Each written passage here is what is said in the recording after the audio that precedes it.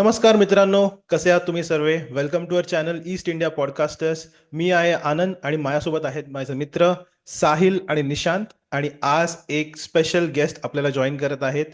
Sports कट्टाचे संवाददाता आदित्य जोशी.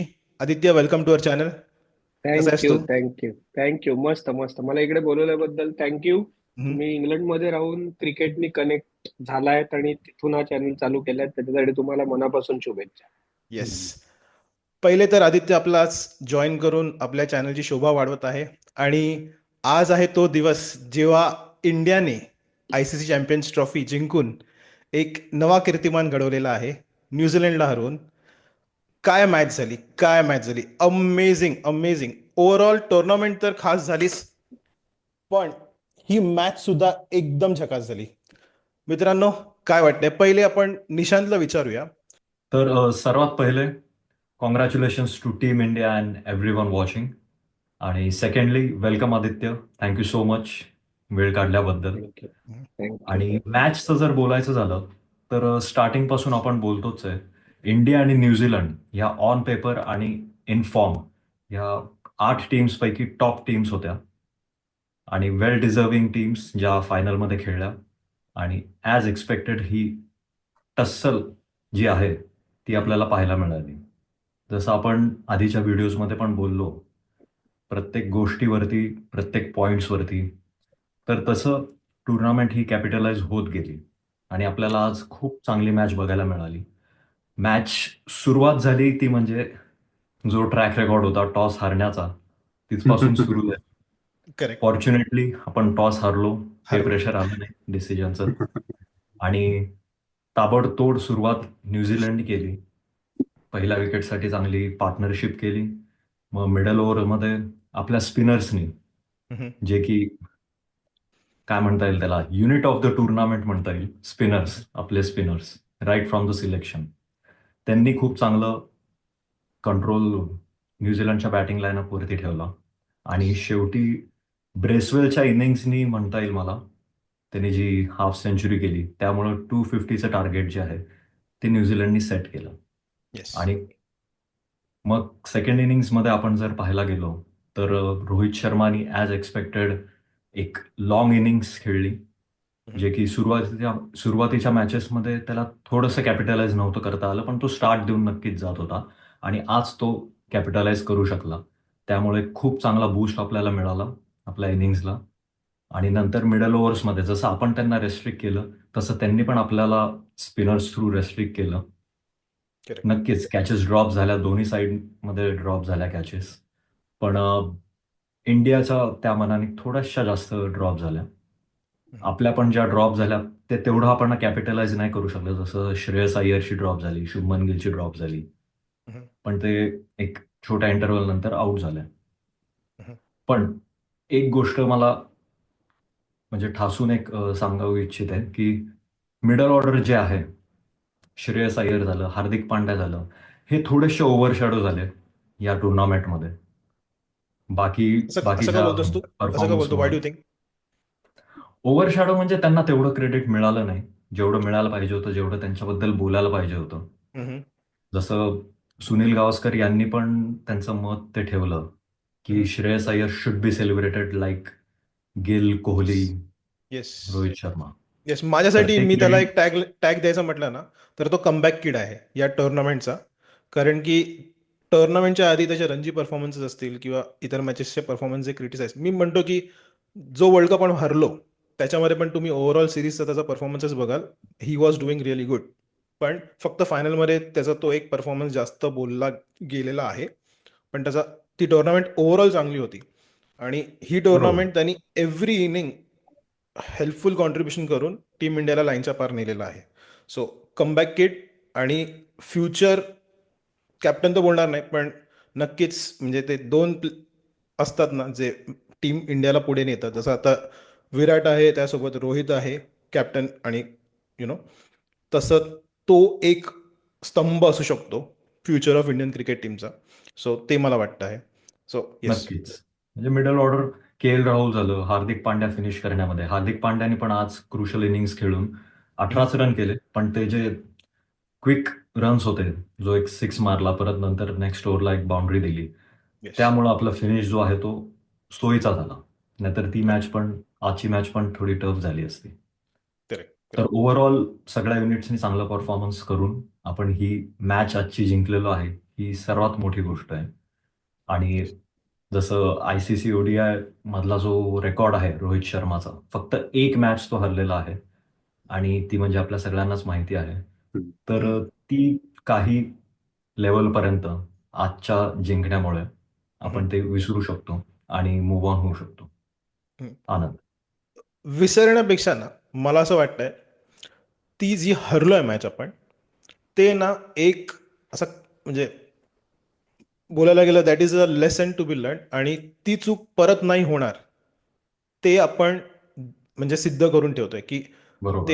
ती जितकं त्याबद्दल बोलताना वाईट वाटतं ते परत नाही फिलिंग परत येण्यासाठी team India will always take precaution की जर फायनलला पोचलो तर ट्रॉफी हातात आली पाहिजे असं मला वाटतं. आणि that win will always that lose losing memory will always remember that. पण ते परत पुन्हा त्याची नाही होण्यासाठी टीम इंडिया पूर्ण प्रयत्न करते असं मला वाटतं. आदित्य, येस, तुला डेफिनेटली. विचारायचं आहे ओव्हरऑल टुर्नामेंट आणि या मॅचबद्दल आणि टीम इंडियाचे टॉप परफॉर्मर्स असतील तर ते कोण होते तुझ्या मते? ओव्हरऑल टुर्नामेंट तर आपल्याला एकाच ठिकाणी खेळून मॅचेस खेळण्याचं ॲडव्हान्टेज होतं. ते हम्म. खूप मोठं ॲडव्हान्टेज होतं हे आपण मान्य करायला पाहिजे. कारण आपण Okay. सगळ्या मॅचेस दुबईत खेळणार नसतो तर आपण 5 स्पिनर नेले नसते. आपण नक्कीच. 5 स्पिनर नेले, त्याच्यापैकी 4 स्पिनर आपण क्रुशल सेमीफायनल, फायनल आणि न्यूझीलंड विरुद्धच्या आधीच्या मॅचमध्ये खेळवले. बाकीच्या टीम्सना ती लिबर्टी नव्हती. न्यूझीलंडकडे आज एक स्पिनर शॉर्ट होता कारण त्यांना आधीच्या सगळ्या मॅचेस पाकिस्तानमध्येही खेळायच्या होत्या. त्याच्यामुळे बरोबर. 2 फास्ट बॉलर ॲडिशनल होते, एक स्पिनर नव्हता.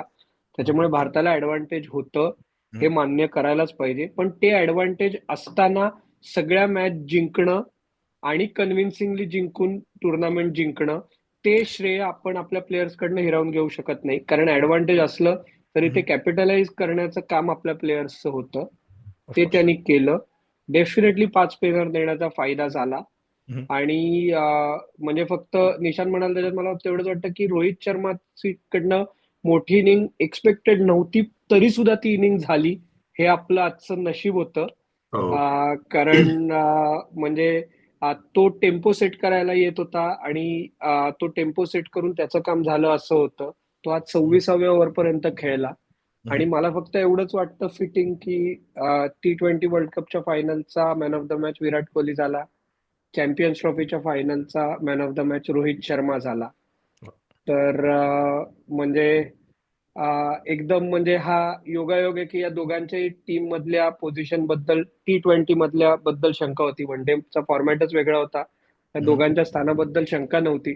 पण रोहित पुढची ICCची वन डे ट्रॉफी खेळणार आहे का हे प्रश्नचिन्ह असताना त्यांनी साइन ऑफ केलंय मॅन ऑफ द मॅच होऊन ॲज ऑफ नाव. पिक्चर अभी बाकी. करेक्ट. आम्ही आमच्या चॅनलवरती विराट आणि रोहितच्या रिटायरमेंट बद्दल बोलतच नाही कारण की आम्हाला ते अजून खेळावेसे वाटतात.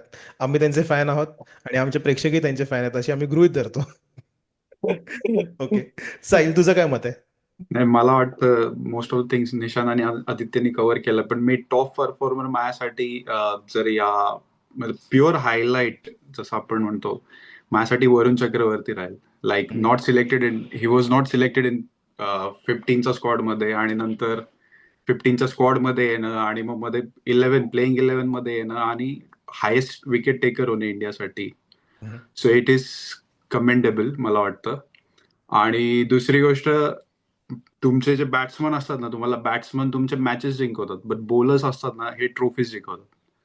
आणि हे आज नक्की ते सिद्ध करून दाखवलं थ्रू आउट द टुर्नामेंट. आणि ह्याचं आजच्या बद्दल नव्हतं, throughout the tournament consistently performance जो झालेला आहे ह्याचा बॉलर्सचा तो इट इज व्हेरी इनक्रेडिबल. आणि त्यामुळे ही ट्रॉफी मला वाटतं मला ऍक्च्युली आदित्य आम्ही खूप ह्याच्याबद्दल बोललो की अनफेअर ऍडव्हान्टेज. तू बोलला ऍडव्हान्टेज होतं, पण तुला काय वाटतं हे अनफेअर ऍडव्हान्टेज होतं का?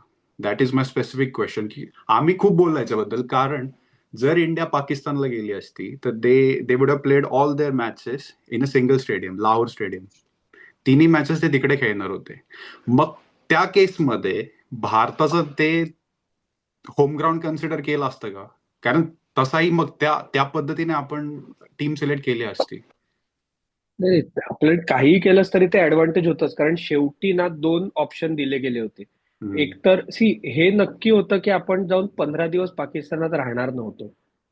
2च ऑप्शन दिले होते शेवटी, की तुम्ही प्रत्येक मॅच डेला तुम्ही ट्रॅव्हल करा लाहोरला.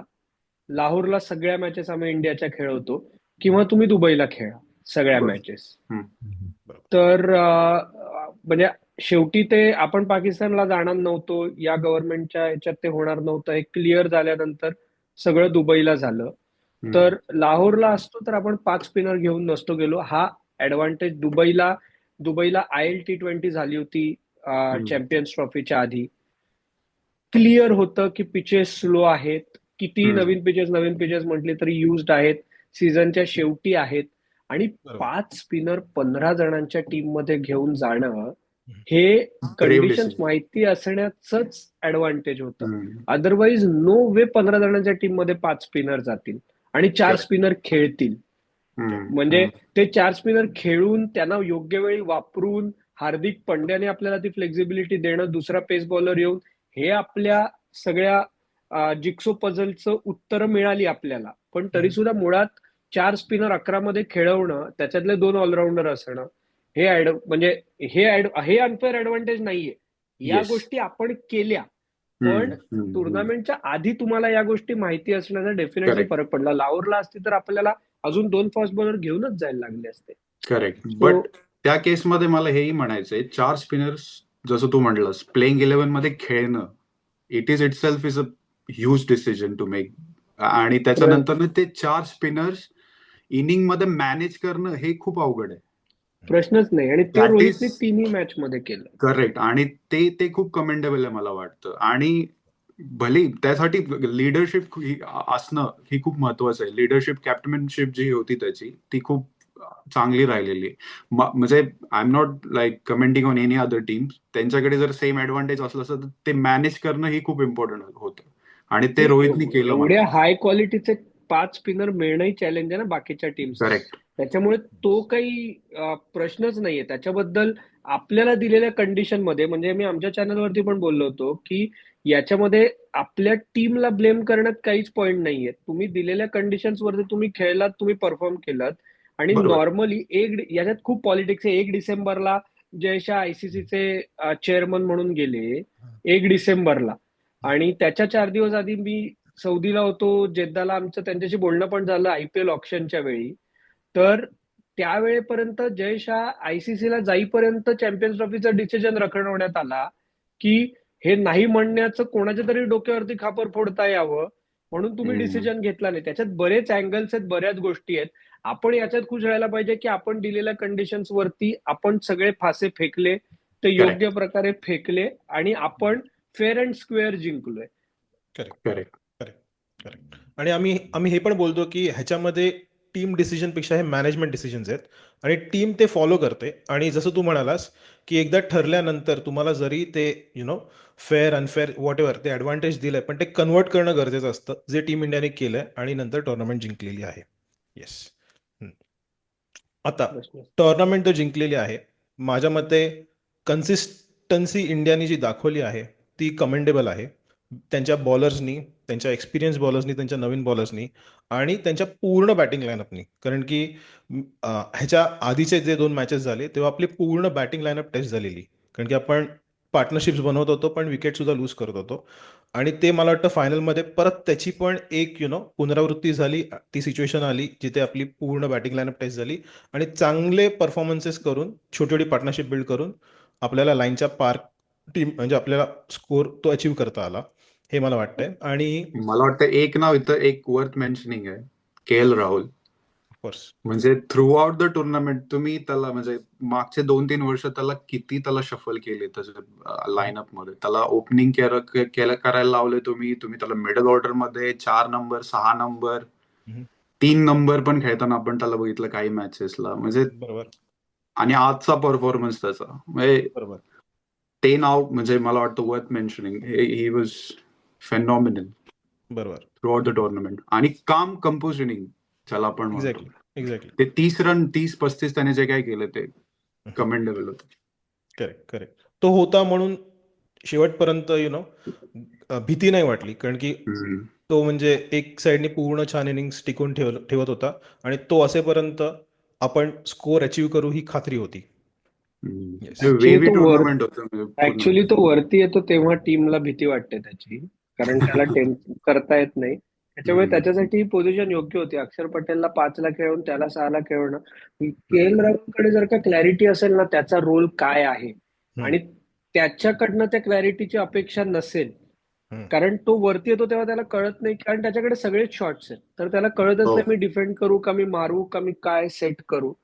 तर या 6व्या नंबरसाठी या टीम मॅनेजमेंटला त्याचं श्रेय दिलं पाहिजे की त्याला 6व्या नंबरला पाठवताय तुम्ही. त्याच्यामुळे त्याच्याकडे 20 ओव्हर आहेत, 22 ओव्हर आहेत पहिली बॅटिंग करत असताना किंवा चेस करत असताना त्याला टार्गेट माहितीये, त्याच्यामुळे त्याला ऍज पर दी सिच्युएशन खेळायचं. So is clear in is mind की त्याला अप्रोच कसा ठेवायचा. त्यांनी खूप फरक पडलाय आणि त्याचं श्रेय टीम मॅनेजमेंटला पण द्यायला पाहिजे आणि अर्थात त्यालाही द्यायला पाहिजे की त्यांनी त्याला दिलेला रोल योग्य प्रकारे केला. Correct correct correct. तर टुर्नामेंट आपण जिंकलेली आहे. सो निशांत तू बोल. येस सर, म्हणजे तेच सपोर्टिंग बोलत होतो मी आदित्य आता जे म्हणाला, की टीम मॅनेजमेंटला क्रेडिट हे दिलंच पाहिजे, कारण प्रत्येकाचे रोल जे आहेत ते टुर्नामेंट नंतर आपल्याला समजतंय की वेल डिफाईन्ड होतंय आधीपासून आणि प्रत्येकाने त्या रोलमध्ये येऊन त्यांचं काम पूर्ण केलेलं आहे. Correct correct. येस. मला हे बोलायचं होतं की टुर्नामेंट आपण जिंकलेली आहे. ओके. जी एराची एक फर्स्ट मेजर ट्रॉफी आपल्या हाती लागलेली आहे. आता पुढचा विषय जर बघितला तर काय वाटतंय की लुकिंग ॲट 2027 वर्ल्ड कप आणि T20 वर्ल्ड कपचं आपण नंतर बोलूया, पण जर का 50 ओव्हर्स वर्ल्ड कप आणि हा फॉर्मॅट जर गृहीत धरला तर काय वाटतंय की काय चेंजेस अपेक्षित आहेत आणि काय प्रोग्रेशन इन टीम इंडिया अपेक्षित आहे? आदित्य, तुला विचारायचं आहे पहिले. हे बघा, आता ना आधी म्हणजे आपण जे मोठे झालोय क्रिकेट बघता बघता तेव्हा प्रत्येक बायलॅटरल मध्ये भरपूर वन डे मॅचेस असायच्या आणि वन डेला महत्व होतं आणि ही टुर्नामेंट समहाऊ अशी ती क्लासिकल वन डे सिरीज सारखी झाली. पर्टिक्युलरली भारताच्या सगळ्या मॅचेस इकडे 250 260 सुद्धा कॉम्पिटेटिव्ह स्कोर होता. त्याच्यामुळे वाईड बॉल मध्ये इव्हन स्पर्धा होती. पण 2027चं वर्ल्ड कप साऊथ आफ्रिकेत होणार आहे, तर मला असं वाटतं इथून पुढे बायलॅटरल मध्ये सुद्धा 50 ओव्हरचं महत्व कमी होऊन T20चंच महत्व असणार आहे. त्याच्यामुळे 50 ओव्हरचं cycle to cycle matches shrink होत जाणार आहेत. त्याच्यामुळे आणि तो वर्ल्ड कप साऊथ आफ्रिकेत आहे, त्याच्यामुळे फास्ट बॉलर्स ते कॉम्बिनेशन बसवायला लागेल. ती घडी सगळी बसवायला लागेल. 2 वर्ष आहेत त्या वर्ल्ड कपला अजून. तर त्याच्यामुळे वेट अँड वॉच करायला लागेल. पण तुम्ही म्हणताय की आपल्याला रिटायरमेंट बद्दल बोलायचं नाहीये, तर समजा ते काही झालं तर त्या दृष्टीने बॅकअपचे पर्याय काय आहेत, तर त्यांना किती संधी मिळणार आहेत हेही बघायला लागेल. त्याच्यामुळे मी तुम्हाला एक सांगतो की मला खात्री आहे की 2027 वर्ल्ड कप खेळताना विराट कोहली आपल्याला नक्की दिसेल. दुसऱ्या प्लेअर बद्दल मला खात्री नाहीये, पण विराट कोहली नक्की दिसेल. तुमची मतं असू शकतात वेगळी, पण कोहली नक्की 27चा वर्ल्ड कप असेल असं माझा अंदाज. Okay okay. मला वाटतं रोहित शर्मा जसं तू म्हटला दुसऱ्या प्लेअर बद्दल खात्री नाहीये, तर Rohit Sharma he is a well mature cricketer असं मला वाटतं आणि वेल मॅच्युअर कॅप्टन. आणि मला वाटतं तो स्मूथ हँड ओव्हर देऊनच जाईल ज्याला कुणाला कॅप्टन नेक्स्ट जो असेल upcoming, whether it can be Shubman Gill, I don't know. पण एक स्मूथ हँड ओव्हर जसं धोनी 1-2 वर्ष 3 वर्ष खेळला, त्याच्यानंतर आय गेस 2015-16ला दिला त्यांनी कॅप्टनशिप कोहलीला. तो मला वाटतं एक smooth handover we expect at least from him आणि तो भेटेल अशी अपेक्षा आणि तोही 2027 खेळेल अशी अपेक्षा करतो. 2027ला वेळ आहे, पण जसं आदित्य म्हणाला मनात तर तेच ओपिनियन आहेत, फक्त ते बोलावेसे वाटत नाही. ते ओपिनियन आता न बोललेलेच बरे, कारण आता पण जिंकणं एन्जॉय कर. जिंकणं एक्झॅक्टली. पार्टी टाइम आहे आता. येस. निशांत, तू बोलत होतास काहीतरी. तर तू जो प्रश्न विचारला की मुव्हिंग अहेड काय दिसतंय, तर हे जर बाजूला ठेवलं रिटायरमेंटचा विषय आणि या दोघांचा, तर आपल्याकडे बॉलिंग युनिट, फास्ट बॉलर झाले, स्पिनर झाले, ऑलराऊंडर झाले, बॅटिंग युनिट झाली, तर याचा खूप चांगला एक पूल रेडी आहे ऑलरेडी. येस येस म्हणजे जर एक नसेल तर दुसरा आहे, दुसरा नसेल तर तिसरा आहे. करेक्ट. तर ह्या पूलवर जी आहे ती येणारी 2 वर्ष टुर्नामेंट्स जसा जसा पुढे जातील, बायलॅटरल असो किंवा T20 असो, तिकडे सगळ्यांना ट्रायल अँड एरर बेसिसवरती खेळून 2027चा जो स्क्वॉड असेल तो यातून बनेल. आणि बरोबर. मला काहीच डाऊट नाही की तो एक स्ट्रॉंग जसा ह्या टुर्नामेंटमध्ये होता, जसे डिसिजन्स घेतले गेले सिच्युएशननुसार, की दुबईमध्ये खेळणार होतो तर स्पिनर्स जास्त घेऊन गेलो, तसंच साऊथ आफ्रिकेच्या कंडिशन्सनुसार टीम सिलेक्शन होईल आणि डेफिनेटली म्हणजे चांगलीच टीम असणार, strong. Yes yes it's too early, let see, wait and watch. बरोबर. जसं आदित्य म्हणलं, it's wait and watch thing. Correct correct correct. आपल्या प्रेक्षकांचे काही प्रश्न मला काही लोकांनी प्रायव्हेट मेसेज केलेले, ते आपण मोस्टली हे सगळे डिस्कस करून कव्हर केलेले आहेत. काही काहींनी प्रेडिक्शन्स केलेले की विराटकडनं खूप मोठी इनिंग्ज आहे अपेक्षित. मी काही बोललो नाही कारण की मला जिंक्स करायची नव्हती, पण ती अनफॉर्च्युनेटली जिंक्स झाली. पण तरी टीम इंडिया जिंकली, ते जास्त गरजेचं आहे असं मला वाटतं. आणि yes, congratulations to team India. त्यांनी एक परत ICC टुर्नामेंट जिंकून मस्त. Party time. Yes, it's party time guys, it's party time. Yes. So thank you Aditya, तू वेळ काढलास तुझ्या बिझी शेड्यूलमधनं आमच्यासोबत थोड्या गप्पा मारल्यास. आमच्या प्रेक्षकांना पण पण आता खूप जेव्हा आवडेल. भारताची टीम इंग्लंडला येणार आहे तेव्हा मी तुम्हाला पण कट्ट्यावरती नक्की बोलवीन. तुम्ही लॉर्ड्सला असाल नक्की तेव्हाही. नक्की. नक्की नक्की. आम्ही लॉर्ड सोडून कव्हर करू तुमच्यासाठी. Yes yes yes yes yes, yes. नक्कीच नक्की नक्की. नक्कीच. आता तुम्ही आज आपण आले, बोलता आम्ही बोलता तुमचं. मला नोटिफिकेशन येत आहेत. सॉरी, तुम्हाला फक्त सांगतो की Rohit Sharma break silence on this retirement आणि I am not going anywhere असं त्याचं म्हणणं अरे आहे. शाबास. Definitely not. Definitely not. खेळेल सही तो. आहे. मला वाटतं 2027 खेळेल. उम्मीद पे दुनिया कायम है. Very good guys. चलो, सही आहे, सही. अरे हे प्रश्न आता नको. आता जिंकलोय, आता जरा एन्जॉय करू द्या, नाही त्यांना नाही, रिलॅक्स मी करू द्या. हॅपी न्यूज आली म्हणून येस येस, दिली. तू एकदम हॅपी न्यूज आता सांगतोय. फ्लॅश झाली. पण येस येस, येस. जे लोक प्रश्न विचारतायत त्यांचं जरा तोंड जरा गप्पा करू द्या, कारण की त्यांनी जी इंटेन्स टुर्नामेंट जिंकली आहे त्यांना जरा रिलॅक्स करू द्या, फॅमिलीसोबत टाइम स्पेंड करू द्या, एन्जॉय करू द्या. नंतर हे प्रश्न नंतरच आहेत आणि ते लेजेंडरी प्लेयर्स आहेत, त्यांचे रिटायरमेंट डिसिजन त्यांना डिसाईड करू द्या, प्रेशर टाकण्यापेक्षा. नाही, ते प्रेशर घेणार पण नाही असे. आपल्या बोलण्यात काही फरक नाही पडणार. वो मुंबई वाला है भाई, वो प्रॉपर रावडी, वो नहीं प्रेशर लेता. आणि आता एन्जॉयमेंट 2-4 दिवस. आता बाबा ते चालू होत आहे ना प्रकरण 10 दिवसात 12 दिवसात. सगळेजण बरोबर, आता IPL. तिकडेच आडा. हो बरोबर म्हणजे काय. बरोबर. हो, Yes. हो, हो. तू IPL मध्ये कोणाला सपोर्ट करतो? तू मुंबईचा आहेस तर तू चेन्नईला सपोर्ट करतो? मुंबई इंडियन्स ना बाबा. काय आता म्हणजे आता त्या स्पोर्ट्स कट्टाला काय असं आपण कोणाची साईड नाही घेऊ शकत IPL मध्ये. पण मुंबई इंडियन्स 100% लहानपणापासून. Correct correct correct correct. आपण तेही कव्हर करणार आहोत. सो आपण तिथेही तुला इन्व्हॉल्व करू, छान गप्पा मारू, नक्की नक्की मजा येईल नक्की तेव्हाही. ओके, नक्की नक्की. एन्जॉय कर तू पण ही विक्ट्री. आम्ही सुद्धा इकडे एन्जॉय करणार आहोत.